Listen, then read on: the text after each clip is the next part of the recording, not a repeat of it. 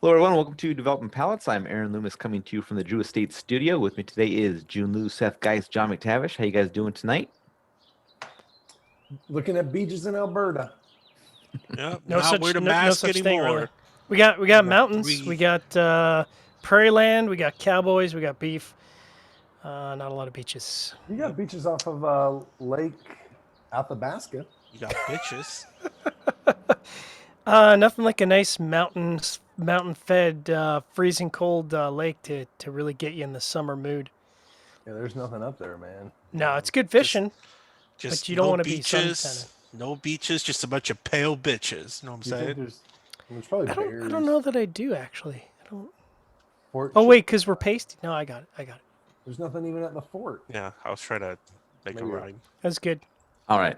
Well, Seth looks like trying to find a beach in Calgary. So we're talking about the Viaje Circa 45 Reserva Edición Limitada. The cigar is a Churchill 7-inch by 50. Comes out of the Tabsa factory in Nicaragua. Wrapper is Mexican San Andres. Binder filler both from Nicaragua, blended by Andre Farkas.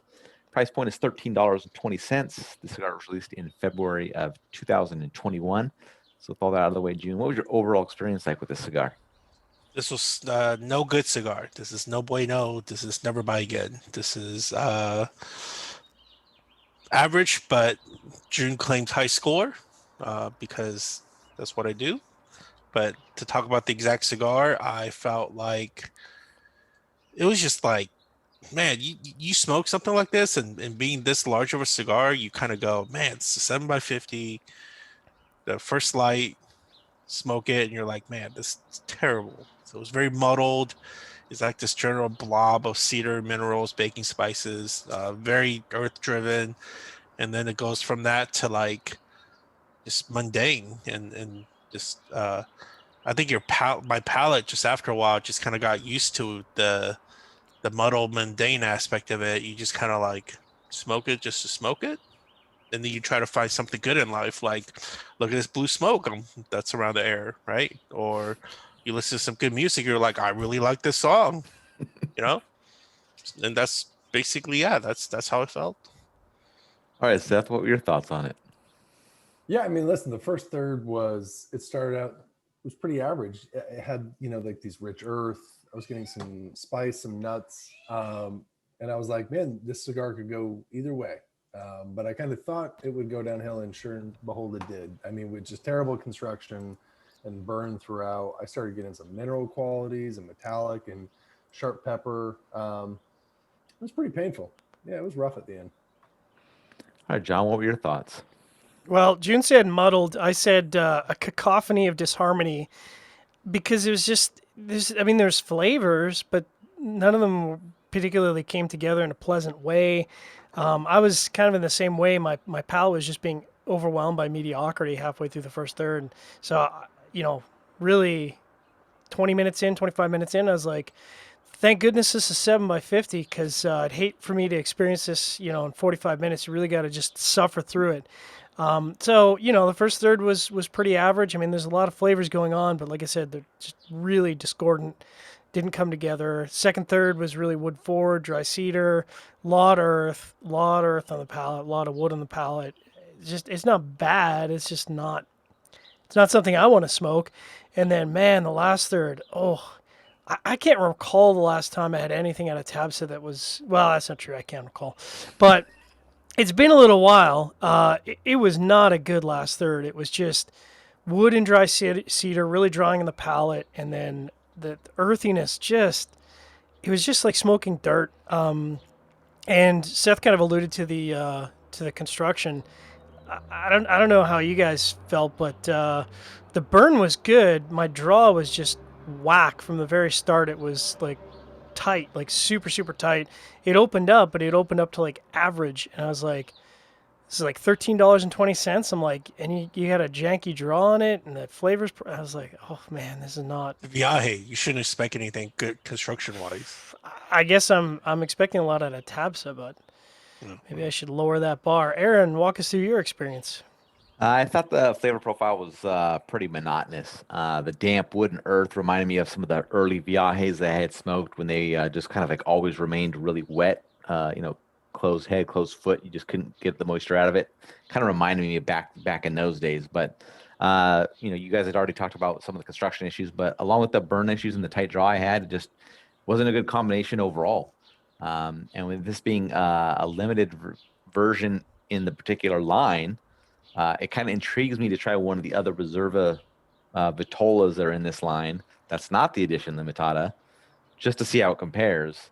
But in regards to this cigar, there's no chance I'm coming back to it.